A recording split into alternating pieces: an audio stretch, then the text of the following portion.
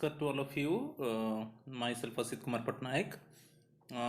Today I will discuss Child Educational Allowance CEA, and it is latest one according to the 7th Pay Commission. My channel name is Asit Sarikomania. Please subscribe my channel and watch the video till the end.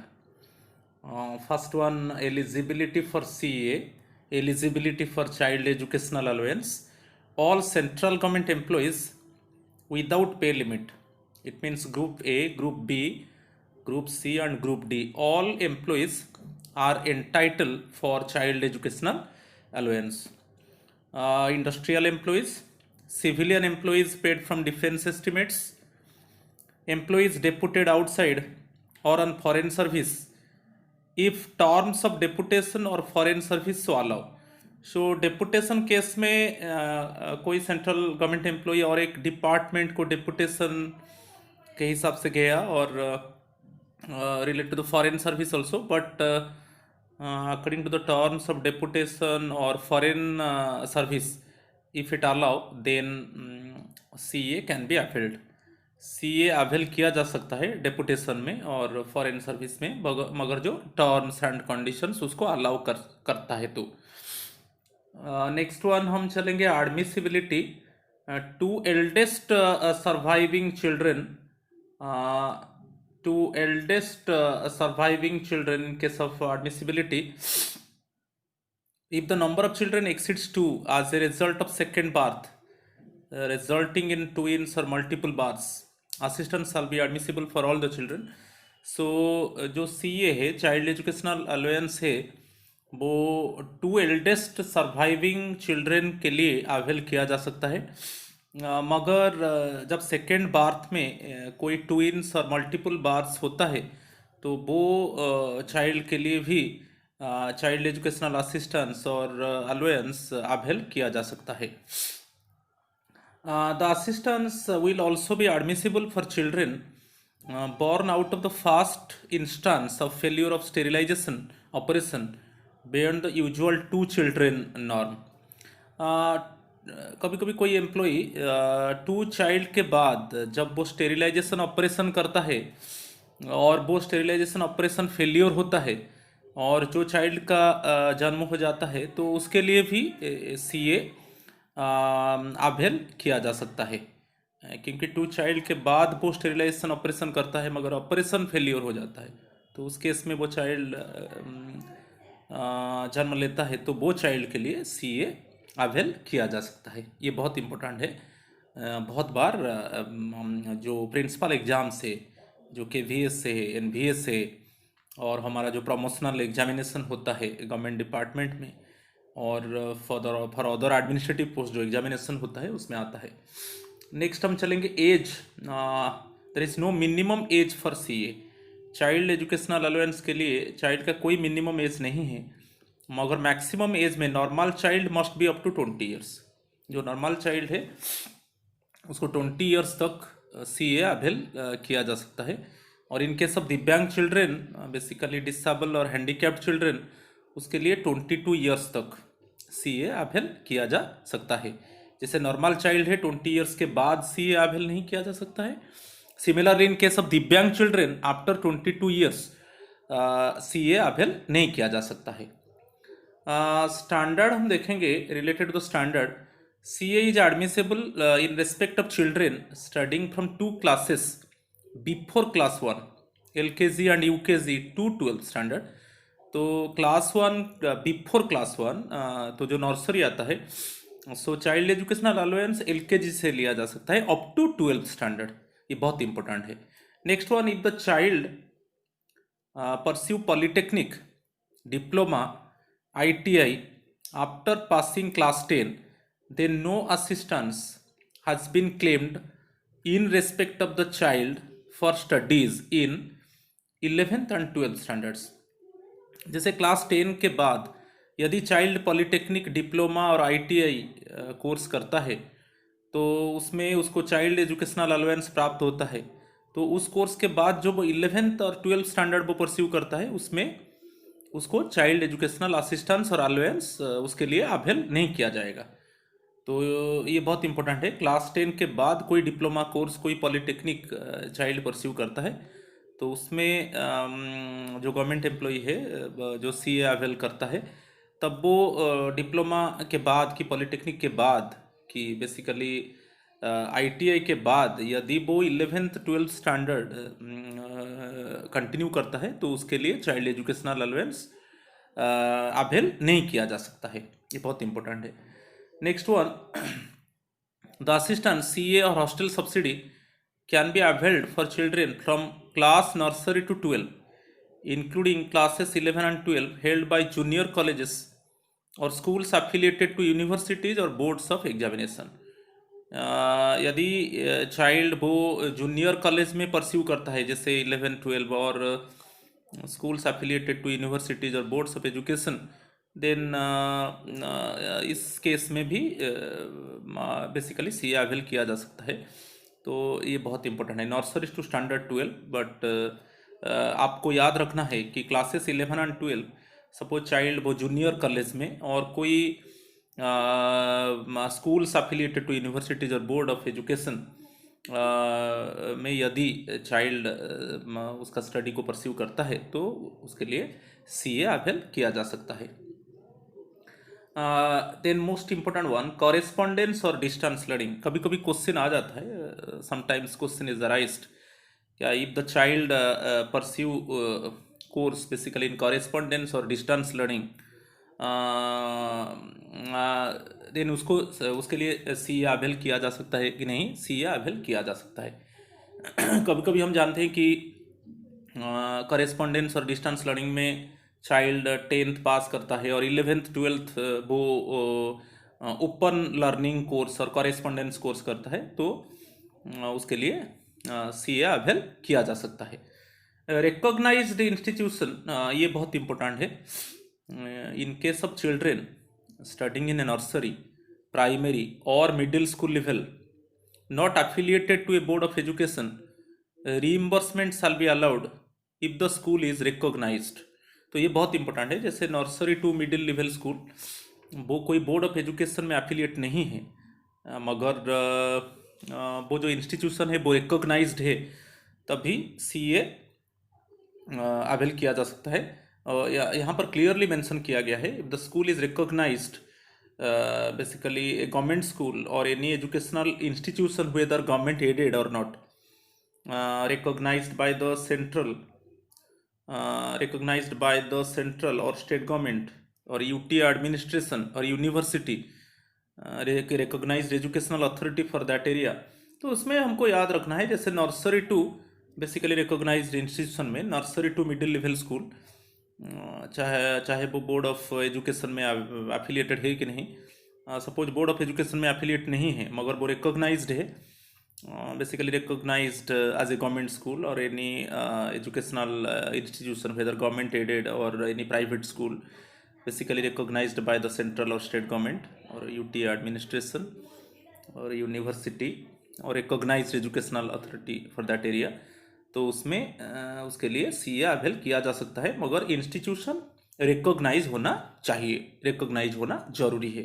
मगर primary to, जैसे nursery to middle level, ये जरूरी नहीं है कि वो institution board of education में affiliate होना चाहिए, मगर वो रिकॉग्नाइज होना चाहिए, चाहे वो गवर्नमेंट स्कूल हो और चाहे वो प्राइवेट स्कूल हो कि एनी गवर्नमेंट एडेड हो। ठीक है, ये बहुत इंपॉर्टेंट है।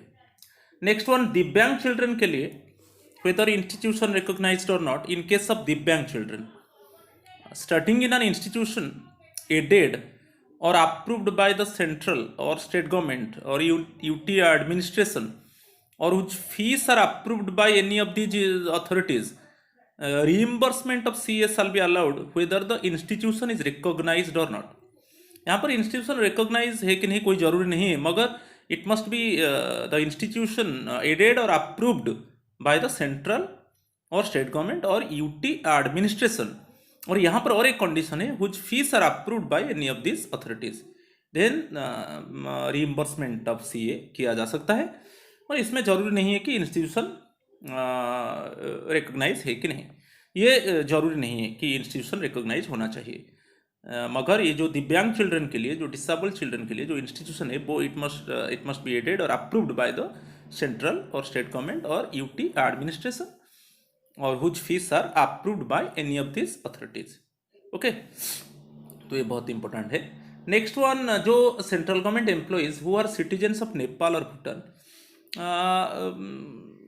कुछ सिटीजन्स नेपाल और भूटान का citizens they are working in central government departments of India. जो नेपाल और भूटान का सिटीजन्स है वो यहाँ पर हमारा सेंट्रल गवर्नमेंट डिपार्टमेंट में काम करते हैं, तो उनका बच्चों के लिए भी सीए अवेल किया जा सकता है। और यहाँ पर एक सर्टिफिकेट ऑब्टेन करना है इंडियन मिशन से। जो इंडियन मिशन उसको कंफर्म करना चाहिए कि institution is recognised by the educational authority having jurisdiction over that area. तो यहाँ पर वही मेंशन किया गया कि childrens of these employees, basically the citizens of Nepal और Bhutan, are studying in their native place. उनका चिल्ड्रेन उनका नेटिव प्लेस में पढ़ रहे हैं। Reimbursement of CA allowed if certificate is obtain from the concern Indian mission. तो उनको उनका नेटिव एरिया में उनका चिल्ड्रेन स्टडी परस्यू कर रहे हैं, मगर ये प्रॉब्लम नहीं है, मगर उनको एक सर्टिफिकेट लेना है इंडियन मिशन से, जो इंडियन मिशन कंफर्म करेगा कि institution recognised by the educational authority having jurisdiction over that area. ये बहुत इंपॉर्टेंट है। Next one, no connection of CA और hostel subsidy with the performance of the child. कभी कभी हम देखते हैं कि चाइल्ड का परफॉर्मेंस अच्छा नहीं होता है, क्या उसको वो चाइल्ड के लिए सीए अवेल किया जा सकता है? इसमें कोई रिलेशन नहीं है। जो चाइल्ड एजुकेशनल अलाउंस है, जो हॉस्टल सब्सिडी है, उनका कोई लिंक नहीं है चाइल्ड का परफॉर्मेंस से। तो वही यहाँ पर मेंशन किया गया, the reimbursement of CA or hostel subsidy shall have no nexus with the performance of the child in the class.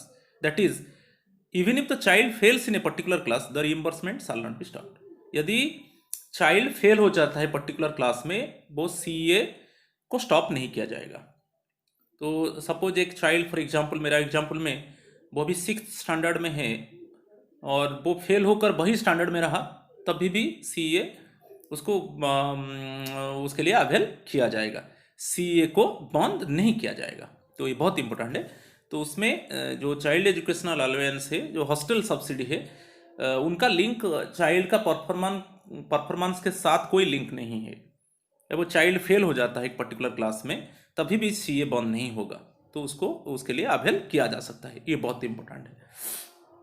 अभी चलेंगे applicability of CA.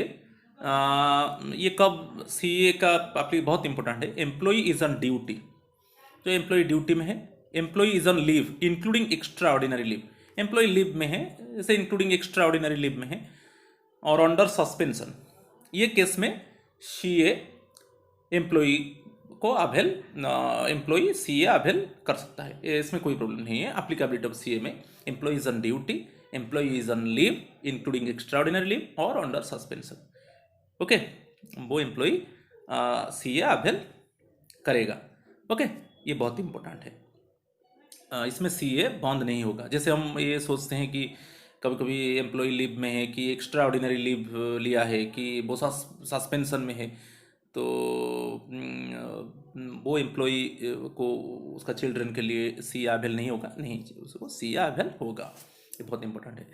In applicability of CA में सीए कब एप्लीकेबल नहीं है? Under the periods of dies non, जब भी कोई employ leave में है बिना परमिशन से, okay, without permission of the leave authority, the employee has taken leave, then it is basically it is dies non. So इसी पीरियड में, under the periods of dies non, CA avail नहीं कर सकता। जो employ dyes non में है, जो बिना परमिशन से लीव ले लिया, ओके, लीव अथॉरिटी का परमिशन नहीं लिया है, छुट्टी ले लिया, तो उस केस में उसको सीए, इट मीन्स वो एम्प्लॉय सीए अवेल नहीं कर सकता। तो ये आपको याद रखना है, यहाँ पर क्वेश्चन आता है।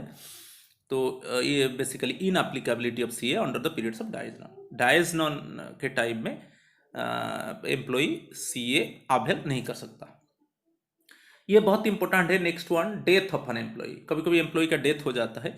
देखिए, the assistance will continue to be admissible in respect of his or her children till such time the employee would have actually received the same, but the condition is spouse is not employed with the central or state government, semi government organization, public sector undertakings, PSU, autonomous body etc. and other conditions are fulfilled. ये बहुत important है। कभी कभी जब भी employ का death हो जाता है तभी भी उसका चाइल्ड को उसका चाइल्ड के लिए सीए मिलेगा अप टू 12 स्टैंडर्ड। ओके, इसमें बहुत इंपॉर्टेंट है। एम्प्लॉय का डेथ हो गया मगर उसका चाइल्ड के लिए सीए अवेल किया जाएगा up to 12 standard. As usual manner उसको सीए प्राप्त होगा, मगर यहाँ पर कंडीशन क्या है, जो एम्प्लॉय का डेथ हो गया उसका स्पाउस कोई सेंट्रल गवर्नमेंट और स्टेट गवर्नमेंट, कोई सेमी गवर्नमेंट ऑर्गेनाइजेशन, कोई पीएसयू पब्लिक सेक्टर अंडरटेकिंग्स, कोई ऑटोनमस बॉडी में वो इट मीन्स वो एम्प्लॉय नहीं होगा। उसका स्पाउस कोई भी ऑर्गेनाइजेशन में एम्प्लॉय नहीं होगा, जैसे central state government, semi government organisation, PSU, autonomous body में यहाँ पर ऑप्शन दे दिया, तो वहाँ पर spouse is not employed in these organisations. तो उस केस में क्या होगा, जब एम्प्लॉय का डेथ, बहुत इंपॉर्टेंट है, बहुत इंपॉर्टेंट है, एम्प्लॉय का डेथ हो जाता है और उसका स्पाउस कोई भी जो ऑर्गेनाइजेशन में बताया उसमें वो एम्प्लॉय नहीं है, तभी भी चाइल्ड के लिए सीए अवेल किया जाएगा। उसका स्पाउस चाइल्ड के लिए सीए अवेल करेगा अप टू 12 स्टैंडर्ड। और उसको पेमेंट कहाँ से किया जाएगा ना, जिस ऑफिस में the payment shall be made by the office in which the government servant was working prior to his death. जिस ऑफिस में वो एम्प्लॉय काम कर रहा था और उस काम करते समय उसका डेथ हो गया, उसी ऑफिस से उसका स्पाउस को क्या होगा, इट मीन्स सीए प्राप्त होगा।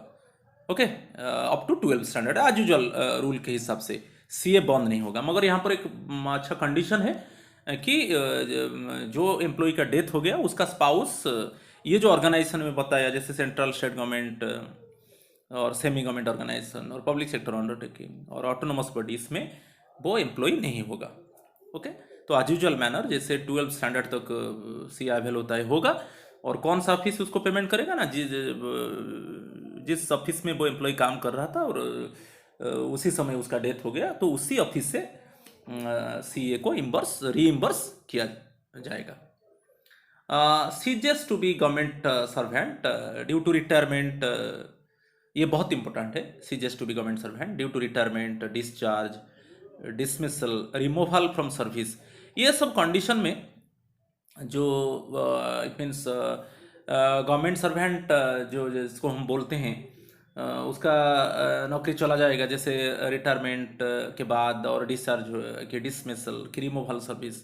तो इस केस में क्या होगा, कभी above all this things occur in the middle of the academic year, ये सब जो कंडीशंस में दिया वो middle of the academic year में सपोज जो एम्प्लॉई है उसको रिमूव कर दिया गया, उसको डिसमिस कर दिया गया, उसको डिस्चार्ज कर दिया गया कि middle of the academic year में वो रिटायर हो गया। इस केस में जो सीए और हॉस्टल सब्सिडी है will be available till the end of the academic year. वो जिस एकेडमिक ईयर जो middle of the academic year में ये जो कंडीशंस है, जैसे एम्प्लॉई को रिमूव कर दिया गया, डिसमिस कर दिया गया, उसको डिस्चार्ज कर दिया गया कि उसका रिटायर हो गया, तो basically CA will be reimbursed till the end of the academic year. ये बहुत इंपॉर्टेंट है।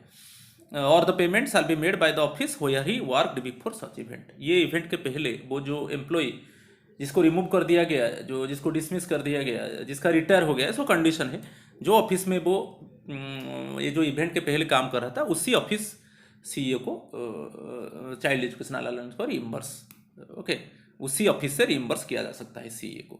ओके, तो टिल द एकेडमिक ईयर, ये बहुत इंपॉर्टेंट है। In case of both the parents are government servants, यदि both husband wife government servant है तो एक को actually either husband or wife वो सीए अवेल कर सकते हैं। Only one of them can avail reimbursement of CA और हॉस्टल सब्सिडी, ये बहुत इंपॉर्टेंट है। Claiming of CA and hostel subsidy दोनों मिलता है, जैसे सी चाइल्ड एजुकेशनल अलाउंस, जैसे क्वेश्चन आता है कि सीए प्राप्त होता है तो हॉस्टल सब्सिडी नहीं मिलेगा, ऐसा नहीं, दोनों मिलेगा। जैसे कोई it means boarding lodging school में इट मीन्स चाइल्ड है, तो हॉस्टल के लिए वो एम्प्लॉय पैसा खर्च करता है तो हॉस्टल सब्सिडी भी प्राप्त होगा, तो दोनों प्राप्त होगा। Okay, claiming of CA, child educational allowance and hostel subsidy, दोनों को साइमल्टेनियसली क्लेम किया जाएगा। ऐसे कभी कभी क्वेश्चन आता है कि सीए क्लेम किया जाएगा तो हॉस्टल सब्सिडी नहीं मिलेगा, कि हॉस्टल सब्सिडी क्लेम करेंगे तो सीए नहीं मिलेगा। नहीं नहीं, दोनों प्राप्त होगा। ठीक है, रेट ऑफ सीए को चलेंगे। ये इफेक्ट कब हुआ, इसके ऊपर क्वेश्चन आ सकता है। फास्ट जो 7th पे कमीशन जो जनवरी 1, 2016 से लागू हुआ, मगर जो चाइल्ड एजुकेशनल अलाउंस है वो एक्चुअली इफेक्ट हुआ 1 जुलाई 2017। ये बहुत इंपॉर्टेंट है, 1 जुलाई 2017। तो अभी जो सीए है वो 2250 पर मंथ पर चाइल्ड, एक चाइल्ड के लिए 2250 पर मंथ मिलता है, irrespective of the actual expenses. क्या एक्सपेंस हुआ ये नहीं है, उससे ज़्यादा एक्सपेंस होगा तो इट मीन्स वो इतना नहीं मिलेगा, मैक्सिमम 2250 पर मंथ मिलेगा। और ईयरली कितना मिलेगा, 27,000, जो चाइल्ड एजुकेशनल अलाउंस है। बहुत इंपॉर्टेंट है, क्लियर। तो ये 1 जुलाई से लागू हुआ, 1 जुलाई 2017 से 7th पे कमीशन में उसके ऊपर क्वेश्चन आ सकता है। और मंथली 2250, इरेस्पेक्टिव ज़्यादा एक्सपेंस हुआ तो हम क्लेम नहीं कर सकते, हमको मैक्सिमम 2250 पर मंथ पर चाइल्ड मिलेगा, और 27,000 ईयरली। उसको 2250 इंटू 12 कर दीजिए तो 27,000 आएगा। तो 27,000 ईयरली सीए रीइंबर्स होगा। दिव्यांग चिल्ड्रन के लिए, जो डिसेबल चिल्ड्रन है और जो हैंडीकैप्ड है, पर मंथ पर चाइल्ड 4,500। ओके, 4,500 पर मंथ, और ईयरली 54,000। आप 4,500 से 12 मल्टीप्लाई कर दीजिए। ठीक है, तो दिव्यांग चिल्ड्रन के लिए 4,500 पर मंथ और ईयरली 54,000। और बहुत इंपॉर्टेंट है, जब डीए 50% हो जाएगा तब ये जो सीए का रेट है वो 25% बढ़ जाएगा। ठीक है, जब डियरनेस अलाउंस 50% हो जाएगा तब ये जो सीए का रेट है, जैसे नॉर्मल चाइल्ड के लिए 2250 पर मंथ, ईयरली 27,000 है, और दिव्यांग चिल्ड्रन के लिए जो है 4,500 पर मंथ और 54,000 ईयरली। वो जब डीए 50% हो जाएगा, डियरनेस अलाउंस 50% हो जाएगा, तब ये जो रेट है वो 25% हाइक हो जाएगा, बढ़ जाएगा। Condition for CA, if the child is admitted in the same class, ये बहुत इंपॉर्टेंट है जो condition for CA. If the child is admitted in the same class in another school, although the child has passed out of the same class in previous school, CA shall not be admissible. जैसे एक child एक school में पढ़ता था, वो पास हो चुका है, और वो जाकर और एक स्कूल में एडमिशन किया और वही क्लास में किया। ओके, पहला स्कूल में ऑलरेडी वो, सपोज मेरा एग्जांपल में, वो 6th स्टैंडर्ड एक स्कूल में पास कर चुका है, वो और एक स्कूल चला गया और वहीं पर फिर 6th स्टैंडर्ड को कंटिन्यू किया, तो उस केस में सीए अवेल नहीं होगा। तो बहुत इंपॉर्टेंट है। ठीक है, तो ये बहुत इंपॉर्टेंट है। The child is admitted in the same class in another school, although the child has passed out of the same class in previous school, CA shall not be admissible. तो क्या document चाहिए, फिर देखेंगे documents for claiming CA. एक certificate होता है, certificates from the head of the institution confirming that the child studied in the school during the previous academic year. Previous एक certificate head of the institution से वो certificate प्राप्त करना है, और head of the institution confirm करेगा कि वो प्रीवियस ईयर एकेडमिक ईयर में वो चाइल्ड इस क्लास में पढ़ता था। ये बहुत इंपॉर्टेंट है, वही सर्टिफिकेट एनफ है। उसके बाद self attested copy of the report card, जैसे रिपोर्ट कार्ड है प्रीवियस एकेडमिक ईयर जो चाइल्ड पास हुआ उसका report card self attested copy दे सकते हैं। और सेल्फ अटेस्टेड फी रिसिप्ट, जो फी रिसिप्ट्स इट मीन्स जो एम्प्लॉय प्राप्त किया, जो fee receipts it means institution से प्राप्त किया, उसका सेल्फ अटेस्टेड कॉपी भी दे सकता है। In case of certificate can not B obtain. यदि हम certificate head of the institution से ऑब्टेन नहीं करते, सर्टिफिकेट हम सपोज कोई भी कारण की वजह से हम सर्टिफिकेट प्राप्त नहीं कर पाया, तब हम क्या करेंगे ना, जो चाइल्ड का रिपोर्ट कार्ड है उसका सेल्फ अटेस्टेड कॉपी हम दे सकते हैं, और जो रिसिप्ट जो मनी हम पेमेंट किया उसका self attested copy of fee receipt हम दे सकते हैं, मगर condition is in case of certificate can not be obtained. इससे पता चलता है सर्टिफिकेट एनफ है।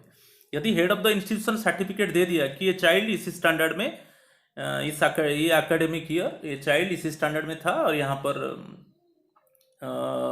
उसका एजुकेशन वो डिटेल्स एक सर्टिफिकेट दे देता है कि इस स्टैंडर्ड में था, उसका नाम है ये, ओके, और इस स्टैंडर्ड में वो पास किया, ये एक हेड ऑफ द इंस्टीट्यूशन का सर्टिफिकेट ये एनफ है। सर्टिफिकेट नहीं है तो हम और अदर चीज़ को जाएंगे, जैसे self attested copy of the report card और self attested of fee receipts, okay, in case of certificate can not be obtained. Clear. फिर हम हॉस्टल सब्सिडी का रेट को चलेंगे, क्योंकि मैं बार बार बताया कि एक ही समय हम दो चीज ले सकते हैं, सीए लेंगे और हॉस्टल सब्सिडी भी लेंगे। यदि चाइल्ड हॉस्टल में है हॉस्टल सब्सिडी लेंगे और सीए लेंगे। तो अभी रेट चलेंगे हॉस्टल सब्सिडी, ये also it is effect from 1 जुलाई 2017। ये जो हॉस्टल सब्सिडी भी 1 जुलाई 2017 से लागू हुआ 7th पे कमीशन के लिए। ₹6,750 पर मंथ पर चाइल्ड। एक चाइल्ड को हॉस्टल सब्सिडी में कितना मिलता है ना, 6,750, ईयरली 81,000, उसमें 12 मल्टीप्लाई कर दीजिए। उससे ज़्यादा खर्च होगा तो हम आईपीएन से एम्प्लॉई उसको रीइंबर्स नहीं कर सकता। तो मैक्सिमम जो हॉस्टल सब्सिडी है 6,750 ये रेट है, और ईयरली 81,000। तो ये भी एज यूजल मैनर, यदि डियरनेस अलाउंस 50% बढ़ जाता है तो ये जो रेट है, जो हॉस्टल सब्सिडी का रेट 6,750 पर मंथ पर चाइल्ड और 81,000 ईयरली, वो भी 25% हाइक हो जाएगा, 25% वो बढ़ जाएगा। कब? जब डीए 50% होगा। कंडीशन फॉर हॉस्टल सब्सिडी यहाँ पर बहुत इंपॉर्टेंट है। Hostel subsidy is applicable only in respect of the child studying in A residential educational institution located at least 50 kilometres from the residence of the government servant. इसके ऊपर question आ सकता है। जैसे जो गवर्नमेंट सर्वेंट है उसका रेसिडेंस से जो residential educational institution at least 50 kilometre होना चाहिए। जो 50 किलोमीटर से कम होगा हॉस्टल सब्सिडी को अवेल नहीं किया जाएगा। ओके, जो एम्प्लॉय है, जो गवर्नमेंट सर्वेंट का रेसिडेंस है, उससे एटलीस्ट 50 किलोमीटर होना चाहिए रेसिडेंशियल एजुकेशनल इंस्टीट्यूशन, तब हम हॉस्टल सब्सिडी के लिए क्लेम करेंगे। ठीक है, ये बहुत इंपॉर्टेंट है। डॉक्यूमेंट्स क्या चाहिए for claiming hostel subsidy? Submit A certificate from the head of the institution confirming that the child studied in the school during the previous academic year and mentioning the amount of expenditure incurred by the government servant towards lodging and boarding in the residential complex। तो यहाँ पर एक certificate प्राप्त करना है। जो head of the institution एक certificate issue करेगा और सर्टिफिकेट क्लियरली मेंशन होगा प्रीवियस एकेडमिक ईयर में चाइल्ड स्कूल में था, और वहाँ पर और बहुत इंपॉर्टेंट है हॉस्टल सब्सिडी क्लेम करने के लिए, वहाँ पर head of the institution mention करेगा कि इतना पैसा गवर्नमेंट सर्वेंट खर्च किया है। किसमें ना? लॉजिंग एंड बोर्डिंग में। रेसिडेंशियल कॉम्प्लेक्स है, लॉजिंग बोर्डिंग में जो गवर्नमेंट सर्वेंट इतना पैसा खर्च किया है, और वो चाइल्ड जो बच्चा वो प्रीवियस एकेडमिक बेसिकली ईयर में था और कौन सा स्टैंडर्ड, वो एक सर्टिफिकेट देता है। मगर सर्टिफिकेट में क्लियरली मेंशन होगा कि गवर्नमेंट सर्वेंट कितना पैसा खर्च किया है बोर्डिंग एंड लॉजिंग के लिए। ये बहुत इंपॉर्टेंट है, ये जो certificate issue by the head of the institution. Clear. Then जो क्लेम करेंगे, claiming of CA and hostel subsidy in a financial year, अभी जो एक्चुअली 7th पे कमीशन में the reimbursement will be allowed just once a year after completion of the financial year complete होने के बाद। जैसे financial year हमारा start होता है April 1, एंड होता है March 31। ओके, तो उसके बाद इट मीन्स सीए रीइंबर्स किया जाएगा। तो ये बहुत इंपॉर्टेंट है, once a year, not quarterly और not half yearly, once a year the reimbursement will be allowed just once a year after completion of the financial year. ये बहुत important है। और लास्ट वन को चलेंगे, travel allowance for children studying outside headquarters. जैसे child outside headquarters से है तो क्या उसको ट्रैवल अलाउंस प्राप्त होगा? हाँ, ट्रैवल अलाउंस प्राप्त होगा। 2nd class fare by rail at student concessional rate between the nearest railway station if the places are connected by rail. यदि चाइल्ड हेडक्वार्टर्स के आउटसाइड में है और उसको ट्रैवल अलाउंस प्राप्त होगा 2nd class fare by rail. ठीक है। और नेक्स्ट वन है fare by ordinary bus, fare by ordinary bus और lowest class in steamer if the places are not connected by rail. यदि रेल का सुविधा नहीं है तो फेयर बाय ऑर्डिनरी बस और lowest class in the steamer, okay, if the places are not connected by rail. ये पूरा मैं बताया। Please my friends watch the video till the end. Definitely you can get all the informations related to the child educational allowance. Thank you.